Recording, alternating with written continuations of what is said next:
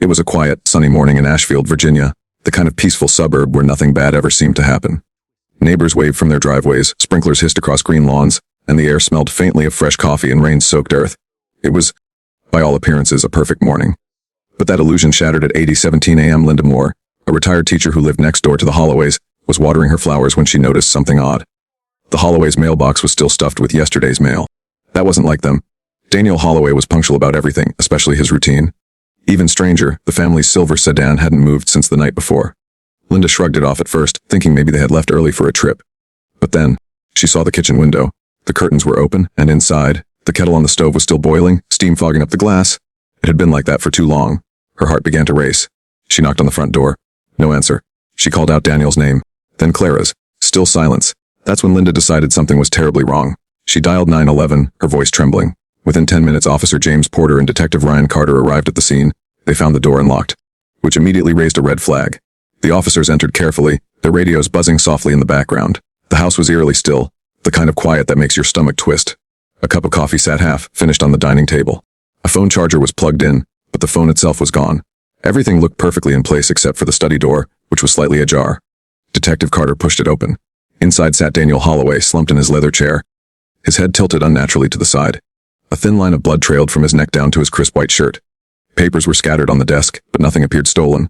There were no signs of a struggle. It looked like the killer had walked in calmly, murdered Daniel, and left just as quietly. As Detective Carter stared at the lifeless man before him, one thought crossed his mind. Whoever did this knew him. When Detective Ryan Carter began his initial interviews, Clara Holloway, Daniel's wife, was nowhere to be found. Neighbors said they hadn't seen her since the night before the murder. Her car was gone, her phone was turned off, and there were no signs of forced entry at the home. At first glance, Clara seemed like the perfect wife. Elegant, intelligent, deeply involved in charity events and her children's school.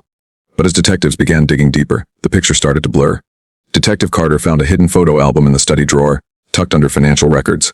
Inside were dozens of pictures of Clara, not family photos but ones taken without her knowledge. Some were from years ago, others looked recent. The discovery was unsettling.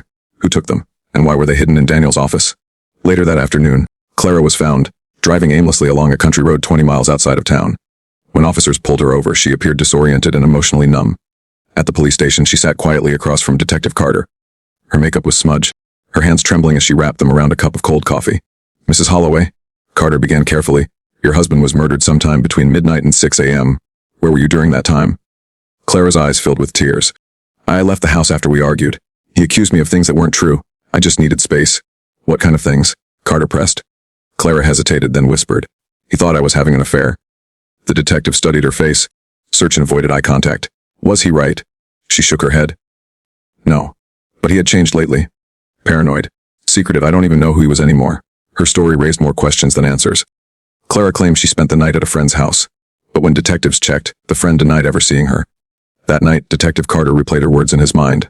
Something felt off. Her grief seemed genuine, but her timeline didn't fit. Then, just as he was about to leave the station, an officer rushed in with a small evidence bag. Inside was a torn piece of fabric found near Daniel's body. It matched the color of Clara's missing dress. Carter stared at it silently. Maybe she's not just a grieving widow after all. The morning after Clara's interrogation, Detective Carter returned to the Holloway home with a search warrant. The house was eerily silent. Curtains drawn, dishes still in the sink. The faint smell of stale coffee in the air. It didn't feel like a home anymore. It felt like a stage where something terrible had played out. As officers combed through the rooms, Carter's attention was drawn to Daniel's private study. A room that Clara had insisted she never went into. But one thing immediately stood out. The rug in the center of the room was slightly misaligned.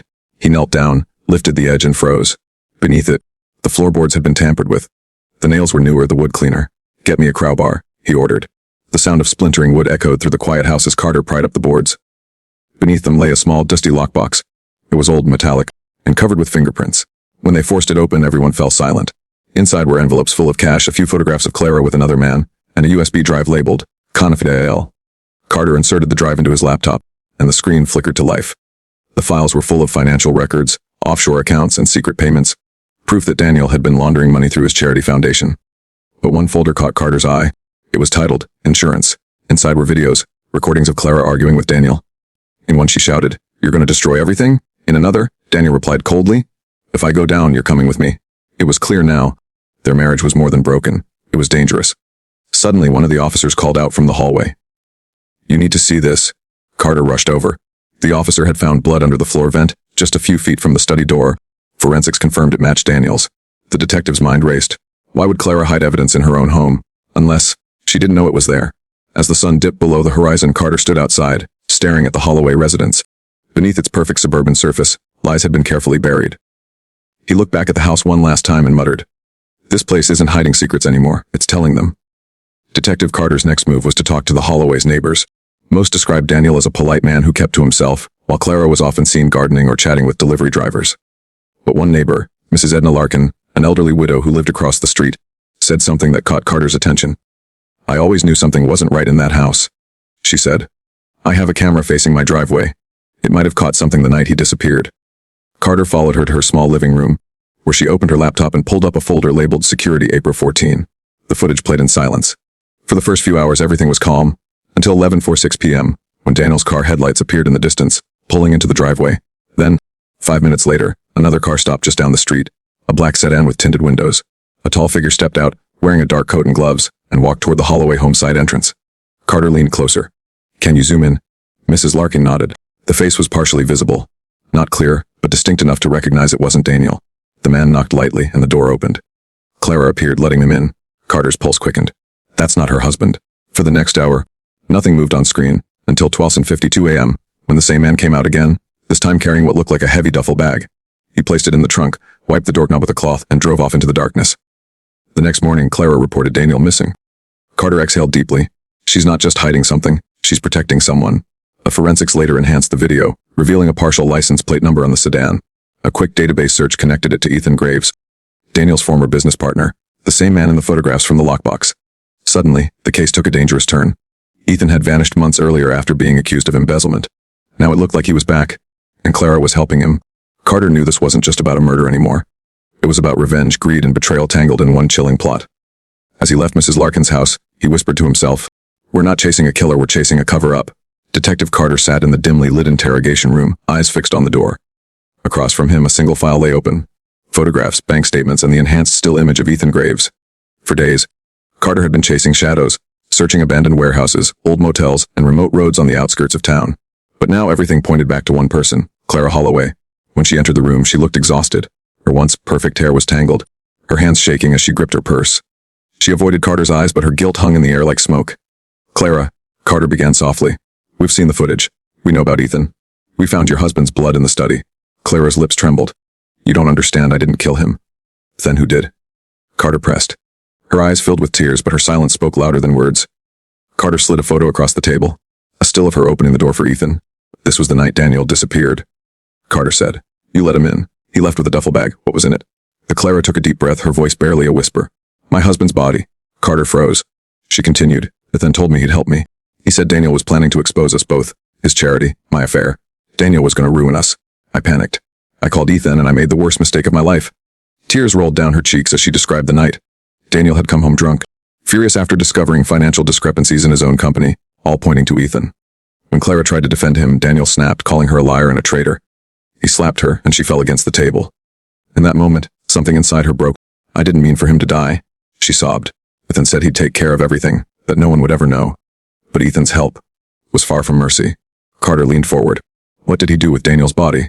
Clara hesitated, her voice cracking. "He buried him under the old mill near the riverbank." Within hours, officers surrounded the abandoned mill. The air smelled of damp wood and rust. Floodlights illuminated the area as a team dug near the foundation. At 20:17 a.m., someone shouted, "We found something." Wrapped in plastic, decomposed beyond recognition, lay Daniel Holloway's remains. Nearby, buried in the mud, was the same duffel bag from Mrs. Larkin's footage. Inside were Daniel's wallet, phone, and a pistol. Wiped clean. Carter's chest tightened. It was over. But something still didn't sit right. Back at the station, forensic results came in. The fingerprints on the gun matched Clara's, not Ethan's. He confronted her again. "You didn't just watch, did you? You pulled the trigger." Her tears stopped. She stared at him, her expression cold, detached. "He was going to kill me first." For the first time, her voice had no fear, only defiance. "Then didn't plan the murder?" "I did. He just helped me get rid of the evidence." Carter leaned back in disbelief. Everything, the tears, the panic, the guilt, had been an act. She had manipulated Ethan, used his desperation, and crafted a story that made her look like the victim. "You almost got away with it," Carter said quietly. Clara smiled faintly. "Almost." Ethan Graves was arrested days later while trying to flee the country. He confessed to helping Clara dispose of the body, but insisted he never pulled the trigger. His story matched the forensic evidence exactly. At trial, Clara Holloway played her final performance. The grieving widow, the victim of abuse, the woman driven to desperation. But Carter's meticulous investigation destroyed her defense. The USB drive, the footage, the fingerprints, all painted a chilling picture of premeditation. The verdict: guilty of first-degree murder. Sentence: life in prison without parole. Months later, Carter visited the old Holloway house one last time. It stood empty, windows boarded, the garden overgrown. The echoes of laughter and love were long gone, replaced by silence and decay. He stepped into Daniel's study, where the rug still bore faint marks of where the floorboards had been lifted. The air was heavy, like the house itself still remembered. As he turned to leave, he noticed something glinting under the bookshelf, a small brass key. He picked it up and examined it. It matched the lockbox found months earlier. But inside the box, he remembered, there had been no lock. He pocketed it, wondering what other secrets the Holloways had hidden. Secrets that would never see daylight. Walking back to his car, Carter muttered under his breath, some stories end in prison, but the truth never really dies. The camera fades out on the empty house, the wind whistling through broken shutters.